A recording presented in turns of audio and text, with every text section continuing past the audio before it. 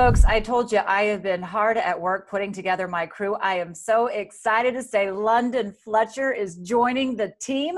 He's going to be doing our post-game show throughout the entire season. So just another reason for you to be locked in through us, because we know you can't be at the games. We're going to bring the games to you. London, welcome. Glad to have you. Julie, you don't know how excited I am to be a part of the team. Joining the post-game show. I'm excited about everything that's happening in DC. Yeah, well, look, you've got a new head coach coming in here. By the way, played linebacker. The defensive coordinator, former head coach, by the way, played linebacker. And you, without your career, I was looking this up. I mean, look, they call you the Iron Man for a very good reason, because throughout your entire career, you played all 16 games, every single season. How in the world does that happen?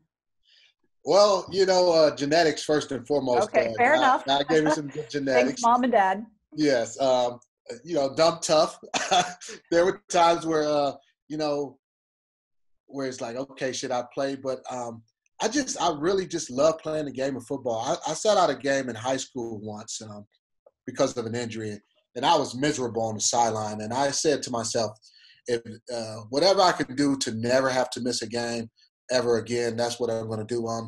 The training staff was great, and I really just being committed to my teammates. I wanted to be there for them and know that they can count on me every game.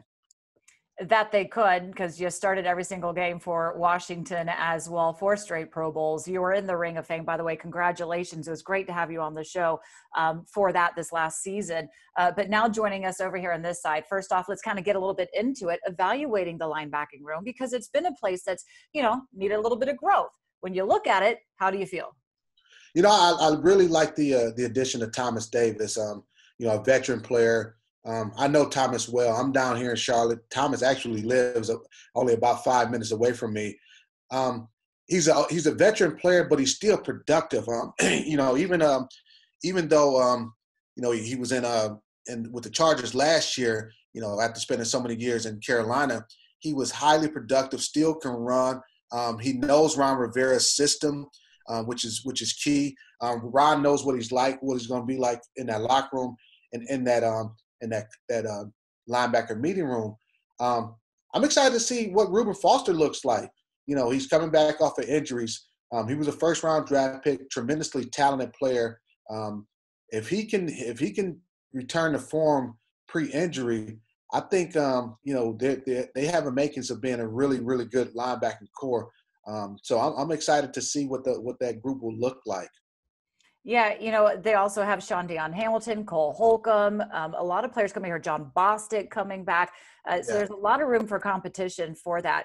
When you kind of look back at the way you played the game, you were the leader of the team, right? You're the leader of the defense. Is that something that's just kind of natural to the linebacker position, or is it something that was just natural to you? How did it get to where you had that voice that everybody listened to? Well, it's necessary for the linebacking core. The way I look at it, when you look at the linebackers, they're the ones that kind of are the lifeblood of the defense. They have to get the D-line set up and lined up correctly. They have to talk to the safeties and the rest of the secondary. But as a middle linebacker, especially, you're the ones who are giving the defensive call to the entire group. So they're looking to you first and foremost. You have to be commanding. You have to be loud. You have to hold everybody accountable, hold yourself accountable. I took a great deal of pride in being a leader of my unit and also being a leader of that team at playing the linebacker position. So it is a necessary responsibility of a linebacker to be a leader. Part of that for you as well is, if we're to look at this roster now, you played with Ryan Kerrigan as he now enters, and he's just a sack and a half away from breaking the franchise record and leading with that, which we know he's going to get. He says he wants to get, but you really helped lead him along his way. And he was Mr. Consistency as well. He had 139 games before he unfortunately missed one.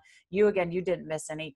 What was it, do you think, that you had on an impact to kind of pass on to him, and who do you think he can pass that on to? One thing about Ryan, when he first came into the building, he was extremely professional. He came in, sat at the front of the class, took great meeting notes. His work ethic, was second to none. So a lot of the stuff he already had coming in. I tried to, just pass on my wisdom to him as far as things that I saw could help him, develop in his game, whether it's just, technique here or there, helping him with the call, formations, things like that. I think what Ryan did also was kind of observe the way I went about my work on a day in and day out basis. Put my head down and just really worked and a lot of film study, things like that, to make sure I was on top of my game and to put myself in the best position. And then how I took care of my body in order to be able to not miss a game during my entire NFL career.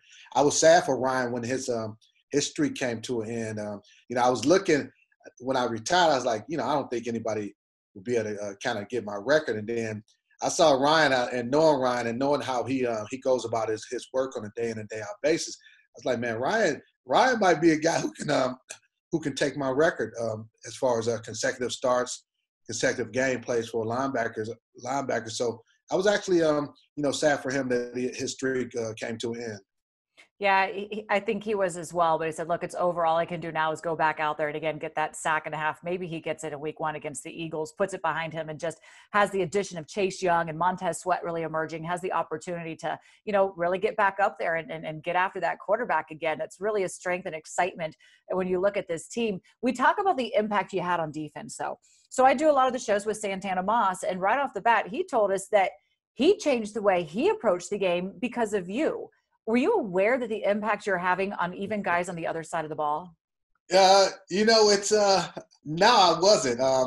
It's as you're kind of in the moment and doing your job, you're just trying to be accountable, be professional. A lot of times with leadership, you have to do more than talk. So I was just going about my business, not realizing that that guys on the offensive side of the ball was watching me as well. And Santana, that's a great compliment coming from him, because I looked at Santana as a pro's pro, and the way he went about his daily work. Just most wide receivers are divas, prima donnas, so to speak. He was not that at all. Just a little bit, he was not that at all. He put his head down and he worked. So for him to say that I impacted the way he prepared, that's a great compliment. All right, so D'Angelo Hall, I announced that he's going to be joining me in the booth on game day. Tell me a little bit more about what I'm getting and the fans about what they're going to get with him joining us. D is an extremely bright football player. He knows the game. I've seen him as a commentator doing this analyst work for NFL Network. D'Angelo's going to be great in the booth. Playing in the secondary, playing cornerback, playing safety. You kind of see everything from that side of the ball. You study quarterbacks. You understand what they're looking for. You understand the passing game. So his knowledge and the way he'll be able to analyze the game is going to be greatly appreciated. I want to hear D in the booth, man. That's going to be great. That's another lit. Julie, you're killing it with your additions to the team.